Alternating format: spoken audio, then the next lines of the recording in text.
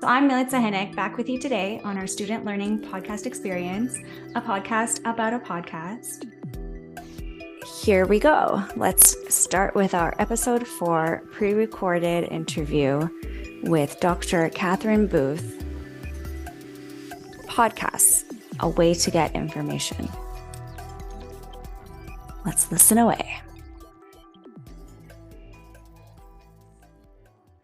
Hi, today host Milica Hinic, me, and co-host Dr. Quail will interview Dr. Katherine Boothe, finding a balance between traditional classroom design and the virtual classroom. Welcome. I would like to introduce my co-host and co-researcher, Dr. Quail. She's an associate professor for the Department of Communication Studies and Media Arts and Gender and Social Justice program at McMaster University. Thanks, Milica. Great to be here. So I'm an associate professor in political science. I study health policy, specifically pharmaceutical policy, and more recently, I've had a focus on public engagement in health policy, and also the relationship between different types of evidence and legitimacy when it comes to making decisions in crisis, which is kind of what we're all thinking about in the last few years. I teach in the political science department. For the last few years, I've taught a large undergraduate class at the 200 level called Governance, Representation, and Participation in Democracies. And I also teach some seminars at the graduate level in comparative public policy and health policy. Very interesting and very, like you said, very timely, I'm sure. Students are appreciating your focus now. At what point did you start becoming interested in podcasting or in audio recordings? Yeah, I'm a big consumer of podcasts myself. I listen to them for leisure and I listen to them for news. And if I can shout out a podcast, I listen to a podcast called Academic Aunties, hosted by Dr. Ethel Tungahan. I definitely recommend that to your academic listeners.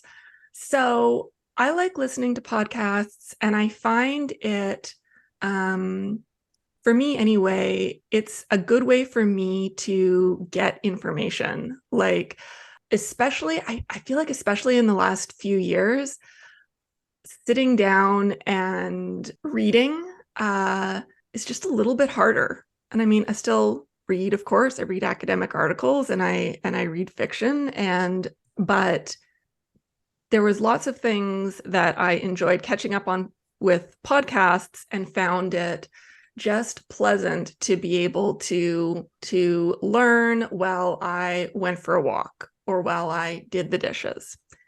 And so that's one half of it. And then the other half of it is, like all instructors, I had to figure out a way to deliver my class online. And I kind of arrived at these mini lectures by process of elimination, really. I wasn't super comfortable with video recording a traditional lecture. I couldn't really imagine, standing in my home office and walking through slides for 50 to 90 minutes as I might have done in a lecture hall. And it also felt like it would not be very enjoyable or pedagogically useful to try and have my students sit together on Zoom for 2 hours and listen to me deliver traditional lecture content. So the thing I ended up with was a bit of a compromise to try and get as close to the format that I use when I teach in person in the active learning classrooms. The mini lectures I recorded would be, the first 20 or 30 minutes of a class, where I would kind of talk through learning objectives, introduce the concepts that we are going to be working on that week. And then I typically ask students to, pull out their devices and work on a directed research question, just a short in-class project about anything from what are the characteristics of a state and can you identify them in a state that is currently in crisis, to last week, who are the candidates in the local municipal election and what can you find out about their position based on their web pages or their social media. So that's what we did online. I recorded the audio lectures, and I really wanted students to be able to listen to them the way I listen to podcasts, if they wished, right? I didn't want them to have to sit in front of a computer and watch the screen while I talked.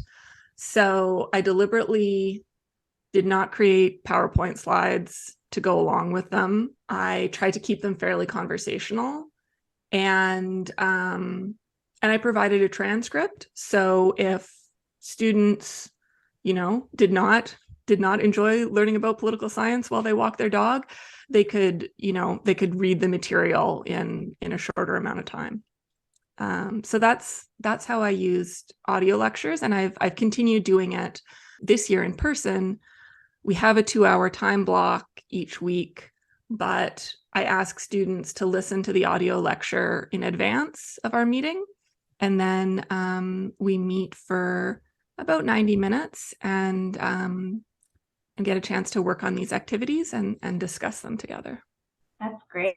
Very informative. I like how you incorporate within the classroom after being online to navigate differences through space and virtual space. What works well, just trying to make everyone feel comfortable with the content and with the lecture as well. So you told us about your experience. So now we're moving towards limitations to consider. So did you have any barriers when your podcast lectures or your audio recordings? Do you have any issues with resources? I mean, in terms of just like the physical resources to do this, I've been fortunate. I took advantage of the COVID funds that were available for instructors from the university at the beginning of the pandemic, and bought myself a good microphone. And I think the main barrier that I've encountered is time, really. This format requires me to be a little bit more prepared in advance. And I'm not only, writing a script in advance, but I'm also recording it. On the other hand, I don't do any post-production. I kind of warn my students in advance. It's almost like a live lecture that they can carry around in their pocket, because all the ums and the pauses are still in there. If I get off track, I'm just gonna try and bring myself back. I'm not pausing and restarting or anything like that. So I don't know if they appreciate the authenticity or find it a little bumpy to listen to. But that's kind of the way I deal with the time constraints. Is it's one take. Yes, yeah, it could be challenging to edit. That's for sure. There's a lot. I guess related to that, it seems like you're maybe an early adopter, if you will. Have you heard other professors talking about what reluctance they have for adopting this kind of technology in the classroom, especially post-COVID? And there's been a lot of talk on campus at McMaster about the teaching and learning strategy going forward, and different thoughts about different ways of thinking about hybrid classrooms and how we can maintain the best of what we've learned during COVID. So what are your thoughts on what kinds of ethical or pedagogical or material considerations that make professors more reluctant to incorporate podcasts as an educational tool? I'm not sure. And I can't obviously speak for anyone else, but I do wonder if part of the reluctance is that if folks haven't tried it themselves, they might not kind of consider this middle ground between like a fully in-person traditional classroom versus a course that's developed and delivered fully online, self-paced, asynchronous, higher quality production videos and audio than I do.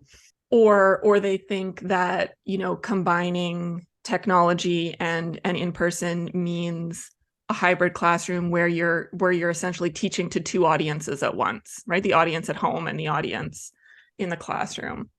And I think what I'm doing is not that. I'm happy to have students Zoom in to a graduate seminar, for example, if they're unwell but still want to participate. But in general, this isn't set up as a hybrid format. It's just taking advantage of the things that I had to do, that we all had to do some form of during COVID, to change the way that I deliver the material a little bit, because I just, I can't really see myself going back to standing up in front of a classroom and running through a PowerPoint slide for 60 to 90 minutes. That is, I've done it before. I did it for years, and I, tried to incorporate some discussion. And once I moved into the active learning classroom, that became easier. But now I don't feel like it's really necessary for students to be sitting in a classroom to listen to me talk about concepts.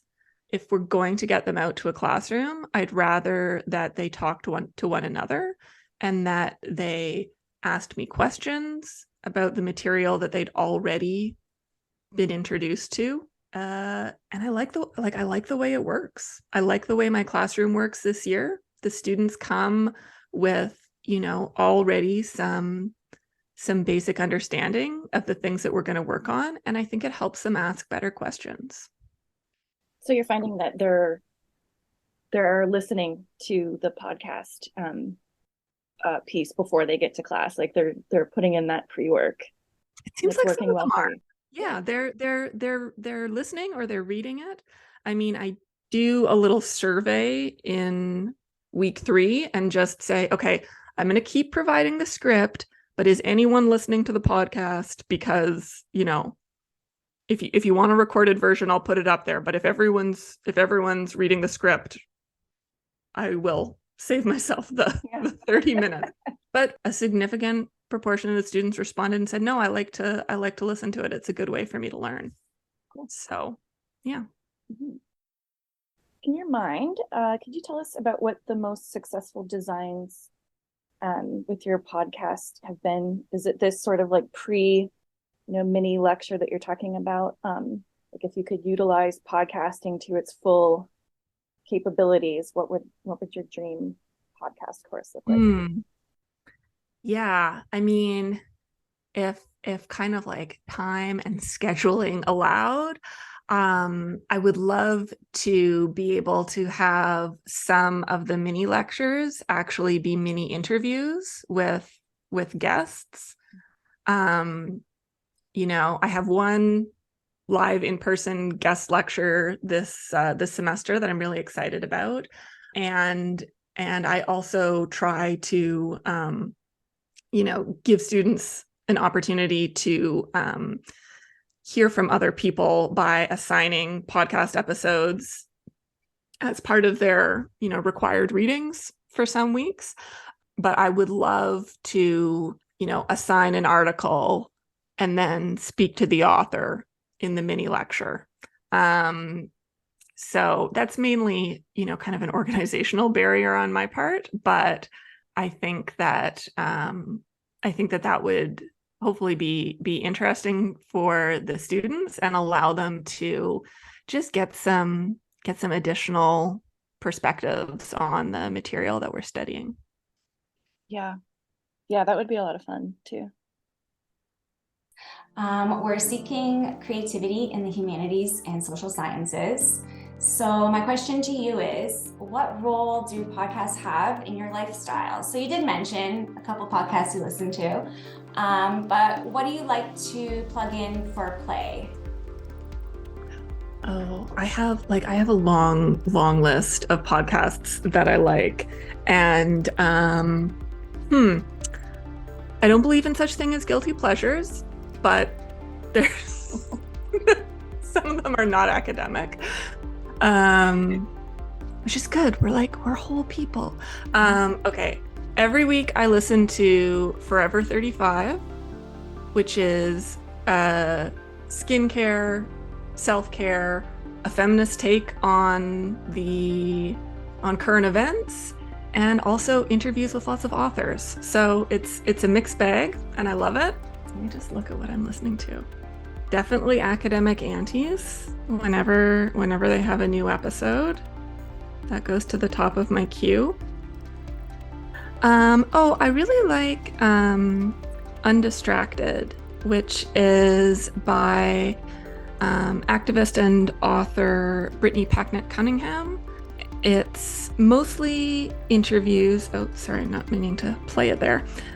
But it is looking at politics from a Black intersectional feminist perspective, and the interviews are just so good. Oh, and Normal Gossip. If you have not listened to Normal Gossip, it is delightful. It is like the candy of podcast listening. They get people to send in anonymous gossip stories, and it's just listening to like the ridiculous antics of people you don't know. So that one's a treat. That's fun. Keeping that in mind, the elements. What do you find most inviting when listening to those podcasts? Like Normal Gossip? No. I mean, Normal Gossip is so good. Like plan your lunch break now. I like to listen to conversation, and actually this goes back to when you're asking me about my like ideal teaching podcast. I really enjoy listening to other people's conversation, and it's not something that I've been able to incorporate in my teaching podcasts yet. But I like it when there's co-hosts who have a good back and forth, and it feels like you're listening in on a conversation between friends. And I like a great interview. So those are I think high points. Thank you. By applying podcasts, would there be more or less motivation to attend class in person? Yeah, I don't know. I mean, the podcast and the classroom activities are quite separate. They're not really a substitute for one another. And I don't record the classroom activities. It's just not feasible. So students do most of their work on Google Slides. So if someone missed a class, they could go back and they could look at the Google Slides, and I post notes from whatever sort of introduction recap I give, because I want it to be accessible if students have to miss class. But there's no real way to capture the classroom experience that we're trying to create. So, I mean, I just kind of go like, I've been teaching for almost 12 years now. And I think when I started out, I was very anxious about attendance. I was like, okay, how am I going to like take attendance and assign participation grade and make sure the students show up? But I've kind of moved away from that. Like, the students are grown-up learners, I like to see them in class, but I know that they have to make decisions that are good for their own learning and their own lives. So I don't worry too much about posting information online decreasing attendance. It's hard to say if it does, but it's not like students are getting the same material in the two venues. Thank you. That was really insightful. I had the opportunity to work with a course designer from MacPherson, which was just an amazing experience. She was so great. And her name's Lisa. Thank you, Lisa. Shout out to Lisa. Shout out. It was so great to have her working with me on designing this course. And she put me in touch with the I forget what it's called, but MacPherson offers like a mid-course, evaluation type exercise. Well, they will come and talk to your students and do a survey. So we did that when I taught the course online, and that was great. Like I got some positive feedback about the podcast element specifically. That was quite encouraging and part of why I decided to continue it in person. But I'd like to do something similar again. I mean, it's not going to happen this term, but I hope to teach the course again this way. And then I would ask some more specific questions about the way students use the podcast and also, barriers that they might experience to getting the most out of the materials. Yeah, that seems to be a, iterative way of going about using different teaching strategies and technologies and just, reflecting on what's working and what students are actually taking up and what they need more of, what they need less of. In fact, this week I'm just doing a midterm feedback session with my students. So it's at the top of my mind right now. What do you want more of, less of? What would you like me to stop doing, continue doing? Yeah. Mm-hmm. So, but do you think it would be feasible for McMaster, maybe with, some of the other resources that you're talking about with MacPherson, or I don't know if social sciences has, but humanities has specific dedicated folks that are the course developers that we're supposed to kind of navigate through with at MacPherson. And then there's Lyons New Media Center and there's the Sherman Center for Digital Scholarship. But do you think it would be feasible for more faculty to implement podcasting, and or what would need to happen for it to be more feasible for more professors to be able to implement things like this? Again, I can't speak for my colleagues, but I think that just understanding the variety of options would be helpful. And I think it might be a little intimidating for people who are less comfortable with the technology. And like the technology for this is not that different than what we all kind of have to use on a regular basis, right? Like I record my lectures on Zoom, and maybe if there was, a booth in the Lyons New Media Center with a good microphone and someone on hand to be like, okay, this is, it's just like recording a Zoom meeting that nobody else is in. And that might help. And I guess also maybe letting people, and I'm kind of I'm hesitating because like I said, I don't know how students deal with my one take and done form of recording. It might be that they're like, oh, wow, I wish Dr. Boothe would just clean things up a little so we could we could get through it. But I think if people understand that there's value in doing this, and it does not have to be professional quality in order to be useful to students. I hope it doesn't have to be professional quality to be useful to students. Then so with the caveat that someone should probably check on that. But if that is the case, then where's Lisa? Yeah. We need Lisa. Yeah. Then I think taking some of the pressure off, because it's a little bit of extra time, but it's not a lot of extra time. And I just like the way it makes my class work. So yeah, I suggest others try it. It can be fun. What is your biggest takeaway you hope listeners to learn?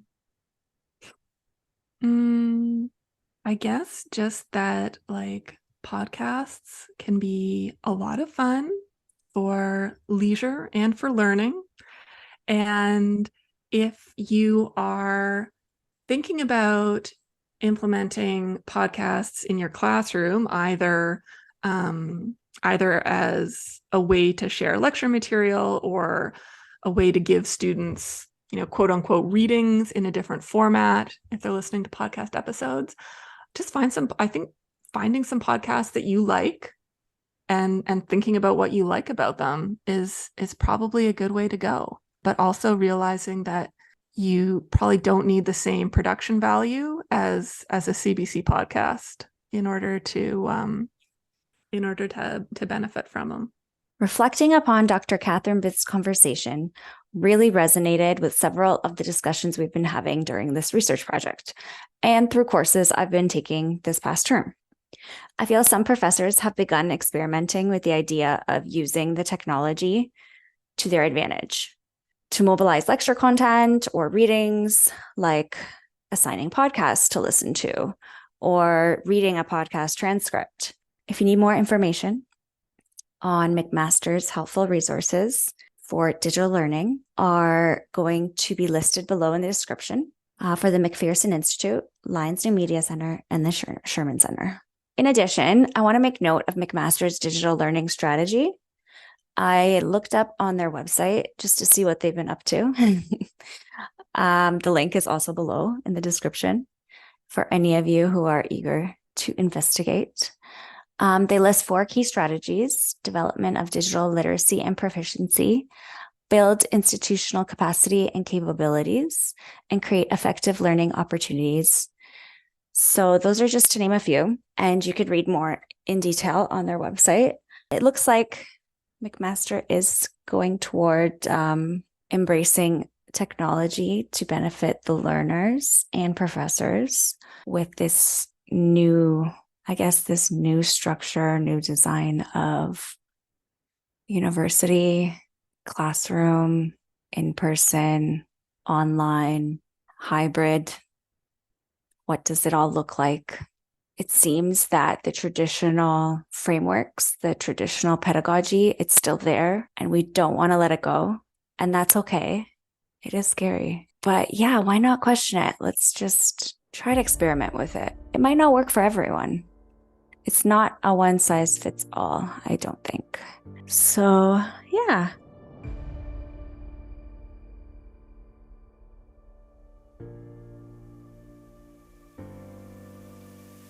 Thank you for listening. Tune in next time to Student Learning Podcast Experience, where we prioritize ordinary people telling stories.